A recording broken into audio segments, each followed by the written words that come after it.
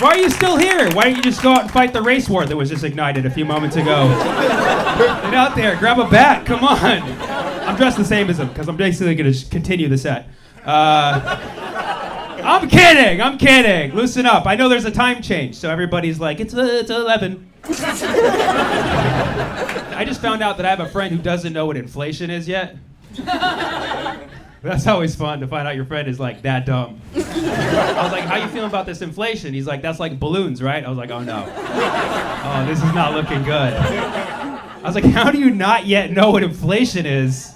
He's like, oh, I remember they first started talking about it. It was scary. But then they kept talking about it, and now I've heard the word inflation so many times, it's lost all its value. I'm like, man, I think you just defined inflation.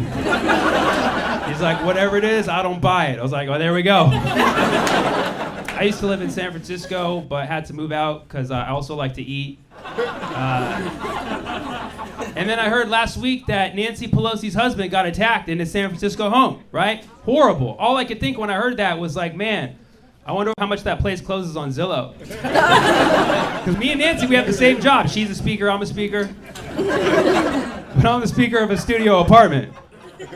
And she's a speaker of a house, you know? But I've been inspired because the UK got their first Indian prime minister, dude. Yeah. It's proof that a brown person can lead a predominantly white country if they're a billionaire. Super conservative. And technically not elected. My politics are kind of all over the place. My girlfriend's politics are interesting because she's very progressive under normal circumstances.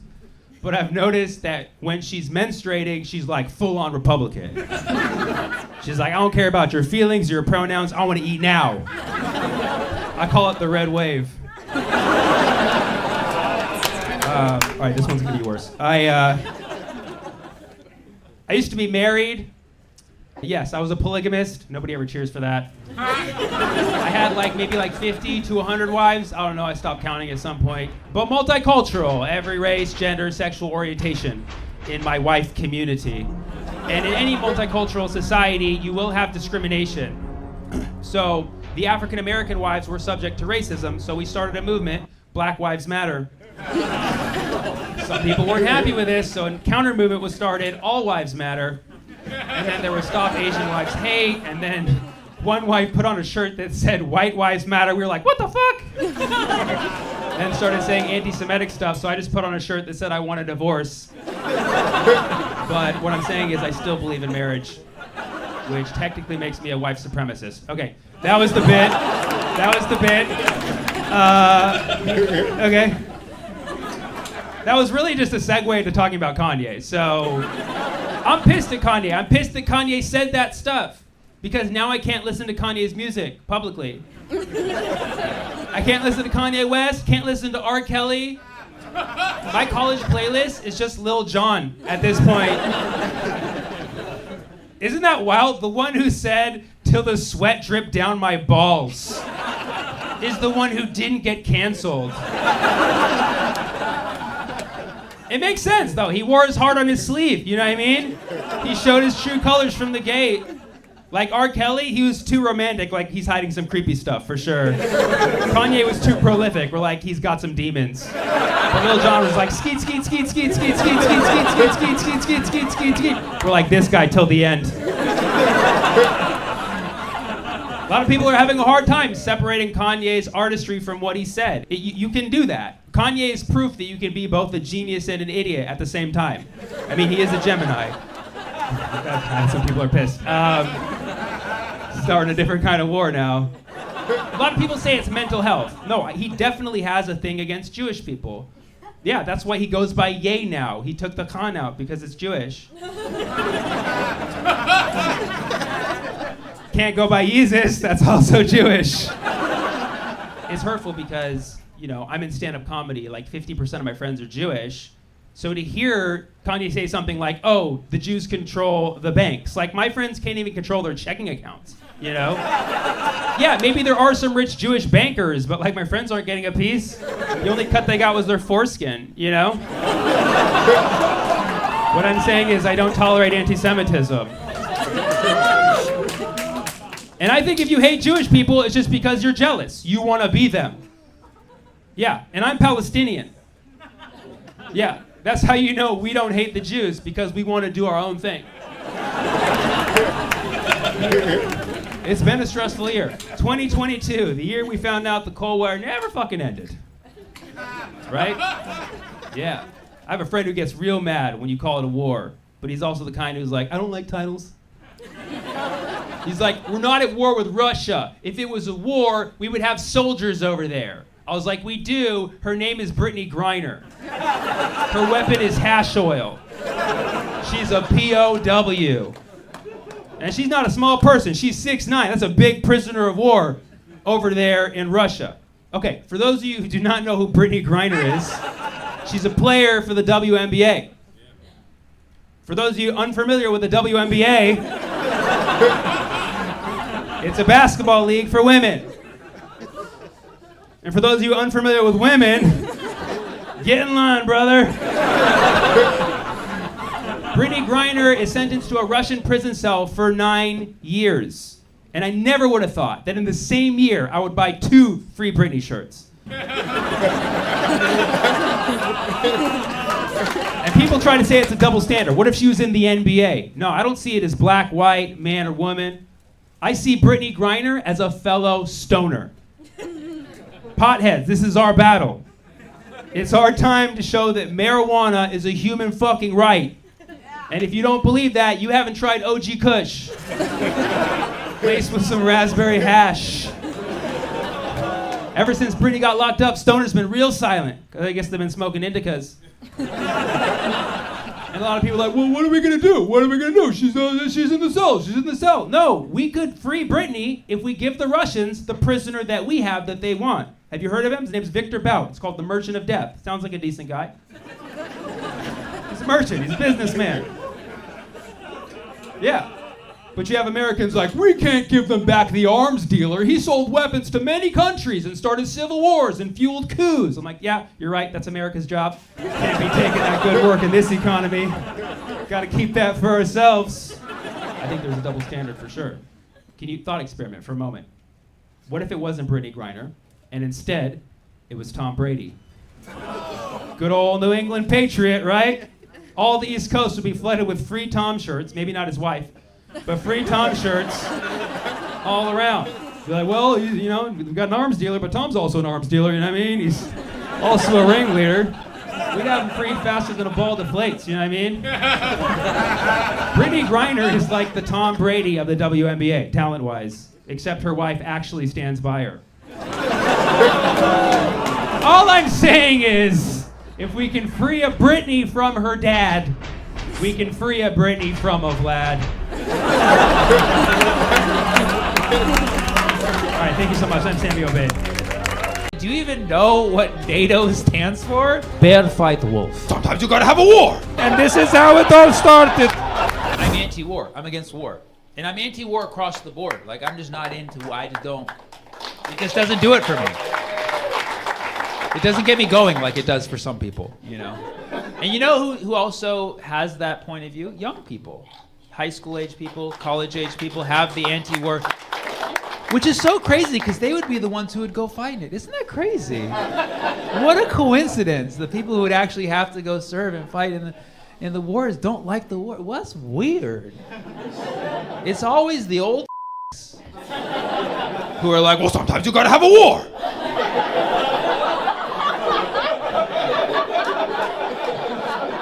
Sometimes the war is justified. Me? No, I'm not gonna fight. The kids, yeah. I'll send the weapons, yeah. It's weird. Some weird shit, man. I don't get it, man. I see a lot of people picking and choosing wars and stuff. I don't get it, man. Like, I spend a lot of time thinking about the Israel, Palestine, Russia, Ukraine matrix. You know, this one, it boggles my mind because I see so many people very inconsistent on this. I get that the situations are not the same. They're similar. They're not the same. But like, I respect people who have consistent logic. Like, if your point of view is Ukraine must stand up and resist occupation, and Palestinians must stand up and resist occupation, that's consistent to me. I see the consistency.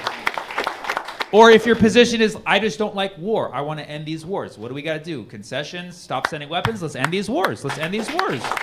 I understand that position. Or even if, and I don't agree with this one, if your position is like, yeah, oppressor, get the weak. Like, okay, cool. I'm not into that at all, but at least you're consistent across the board, you know? Like, occupiers, occupy. You never hear that one, you know what I mean? You never hear like, yeah, Russia and Israel doing their thing. You know what I mean? Like, you don't hear that from anyone. What you most often hear is, yes, Ukraine, stand up, resist occupation, but Palestinians, let it go. What are you doing? And that's like all of our politicians. It's crazy. Well, I guess it's not crazy if you understand how lobbying works. Once you hear about the APAC, you're like, oh, okay, I get it. Our politicians are getting paid off. That makes sense. And not big checks either. You're not really like very sad. Like somebody take care of these politicians. Like Venmo them to say something nice for once. But like because APAC, pays politicians and they speak out on behalf of Israel, and Russia's not doing that. Can you imagine if there was a Russian like a Putin pack? Like there could have been a Putin pack, and then suddenly like the tone of the Congress would change. Like, yeah, Russia has the right to do whatever it wants. They would have Putin come out and speak for Congress. Can you imagine that, having a full-on war criminal speak in front of Congress? They would do that, right? How do you get that to happen? Putin pack, okay? And then, Putin would come out and speak, and Putin only speaks Russian, so he'd just be doing 2 hours in Russian. They'd be like, yeah, this is good stuff. You Venmo me later? Venmo? Okay, Venmo. But, it is very interesting to me. I tell people, if you ever have 3 hours to kill, I highly recommend you watch Vladimir Putin's interview with Tucker Carlson. Yeah, it's all in Russian. You'll learn nothing. But you see what great lengths Vlad tries to go to try to convince the world why his people have the rights to their land. You're like, this sounds vaguely familiar. He tells a 2-hour version of Russia-Ukraine's history from his perspective. He gets real creative. He writes a full-on screenplay.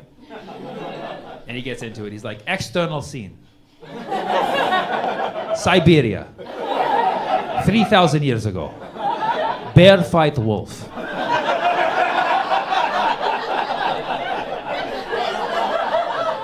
Bear win. Russia begin. Bear drink vodka. It was a good day. End scene. Scene 2. External scene. Siberia. 2,000 years ago. Birds suddenly fly out of sky and take fish from bear hand. Bear say, who are you, bird? Who are you, bird? Bird say, I crane. He said, Ukraine, and this is how it all started.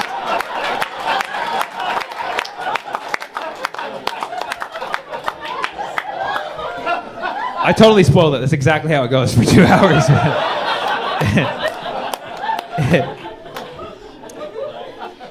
No, admittedly, I don't know as much about Russia-Ukraine as I do about Israel-Palestine, admittedly. But I do know enough to know that this recent war with Russia-Ukraine could have either been prevented or stopped a long time ago by our country, the United States of America, but it has not been for greed reasons or whatever our whole thing is, right?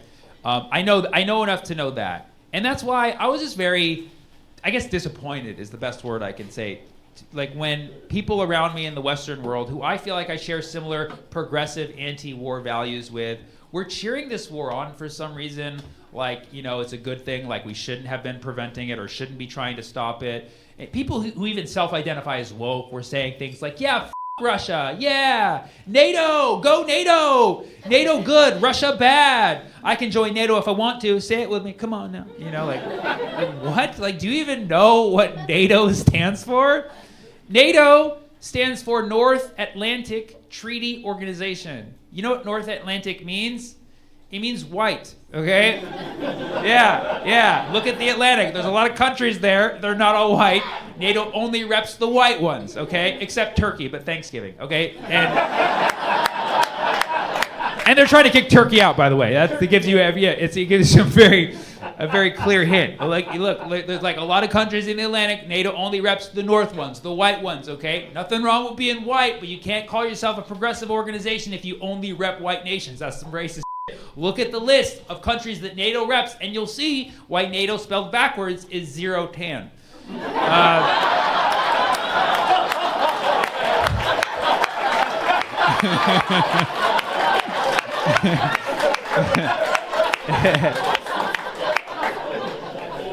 Oh, man. Just saying, once you hear about what they're doing down south, you'll be shitting bricks, all right? My dad was born a few hours out of Jerusalem. My mom was born in Utah. So both places where Jesus got resurrected. Now, my great-grandma was born in Bethlehem. And I tell people this, they're like, oh, Bethlehem, Pennsylvania? I'm like, yeah, that's the one. She was Amish. She grew up in the Holy Land next to Scranton. She knew the three wise men from Dunder Mifflin. Come on! The birthplace of our Savior, Bethlehem, PA. No, everybody knows Bethlehem, birthplace of Jesus, the Savior of most people in this country. Yet if you ask most people in this country to point it out on a map, they're pointing to Pennsylvania. That's a problem. But it's not our fault. It's a very difficult geopolitical question. I had to look it up just for this joke. Yeah. My niece asked me over Christmas. My niece is 5 years old. She said, where's Jesus from? I was like, Bethlehem. Nailed it. Right? She was like, where's Bethlehem? I was like, oh, shit. Here we go. I got to give her the simplest answer you can, a 5-year-old, but I also got to keep it real, you know? So I was like, okay. Well, technically, Bethlehem is in Palestine. But America, we don't recognize Palestine as a country, so technically it's in the Palestinian territories, specifically the West Bank, not the Gaza Strip. It was part of Israel, but they handed it over to the Palestinian National Authority in 1995 under the interim agreement of Subpoint 5, Section 2 of the UN resolution at the Oslo Accords. Thanks, Bill Clinton. This was pre-Monica, never mind. Of course, before that, it was British Mandate Palestine, and before that, the Ottoman Empire, and before that, a conquest during the Crusades, and before that, another conquest, and before that, another conquest, before that, another conquest. Wild times back then. People were crazy. Before that, the Roman Empire, because it was the law. Before that, Judea. Shout out to my Zionists. Before that, the Canaanites. Yes, we Canaanites is what they did not say. I made that up. Before that, random tribes from Africa. Black Lives Matter. And before that, it was the dinosaurs, if you believe in those. Did they teach you those? They did, okay. And of course, before all of that, it was just lots and lots and lots of rocks, which, as we know, belong to the Palestinians. Now, one could argue that it still is in Israel, technically, because Israel technically occupies the West Bank. But of course, Israel would say that's not the case, because that's illegal under international law, under many, many counts. Don't tell the UN. JK, they already know. Oh my God, it's a mess. Everybody knows. Literally everybody knows, except most of the people in the country that could actually vote to stop it. God bless Pennsylvania. Merry Christmas. And that was the answer that I gave her in about 90 seconds flat, if you ever wanted to know where Bethlehem is. And I think she liked it. Because she immediately responded with, is Santa Claus real? I said 100% Santa Claus is real. We definitely recognize Santa Claus. She's like, what are you getting me for Christmas? I said, I gave you the gift of Palestine. What more do you want? Like, people usually pay to see my shows. I gave it to you free of charge. She was like, free Palestine? I was like, exactly. I knew this was a safe space. As you can imagine, these jokes don't do well all over the country. I did that bit not too long ago, and a guy comes up to me after, and he's like, hey, buddy, let me give you some advice. I'm like, oh, this is going to be good. This is why we do it. We come for the laughs, stay for the advice. He's like, let me give you some advice. I'm like, lay it on me, buddy. He's like, don't do political comedy. It really divides the crowd. I was like, wow. Newsflash. I'd never heard something more obvious in my life. Of course, political comedy divides the crowd. That's what makes it fun. You say something divisive, press people's buttons, split some hairs, and if you're good enough, you can bring them back together with a really bad pun. That's what makes comedy fun. If you think about it, everybody loves political comedy, just not at the same time. That's how it works. You sit and you wait your turn till the comedian says something you like and stand for. You clap, you cheer, you go wild, and then for the rest, you politely shut your freedom hole. That's democracy, baby! And he's like, well, if this is democracy, then I'm giving you my vote. I'm like, no, your vote is to laugh or not laugh. You're trying to suppress other voters' rights at this point, is what you're doing. He's like, buddy, I'm just trying to give you some advice. I said, you're giving me material, buddy, is what you're doing. And then this was the best part. He leans in and he said, well, buddy, you should trust me because I'm a magician. I said, what? Wait, what? What just happened? What did you just say? You just said, trust me, I'm a magician. I don't think anybody's ever said that before in any language. This guy literally said, trust me, I trick people for money. Trust me, I am a magician? I believe the saying is, don't trust me, I deceive people on a regular basis. That is, he might as well just, pull the dove out of his hat. Trust me, I'm a magician. Just comes out. You're a magician and I'm dividing the crowd? Maybe stop sawing your audience members in half, you divisive mofo. Political comedy is fun because you divide the crowd, and then if you're good enough, you can undivide them. He's like, how do you undivide a crowd? I'm like, trust me, I'm a math comic. You split a crowd apart, and if you're funny enough, you can bring them back together. And he's like, do you really believe that? I was like, do you believe in magic? Shooby-dooby-doo, wap, wap, wap, wap, wap, wap, free Palestine. Woo! And then the truth came out. He said, hey, man, what made me upset is that I'm from Israel, and I don't like you talking bad about my people. I was like, I wasn't doing that. I was just telling a joke about historical accuracy. That was all I was doing. And he says, yeah, but now when people meet me and I tell them I'm from Israel, they think I'm bad. I'm like, that's not my fault. That's between you and your government, buddy. Use your democracy over there. And I get it. You want to critique someone's comedy, but it's this is the country that I live in. I would never go to Iraq, go to an Iraqi comedy club, see an Iraqi comedian on stage, be like, America, this freedom you gave us looks a lot like bombs.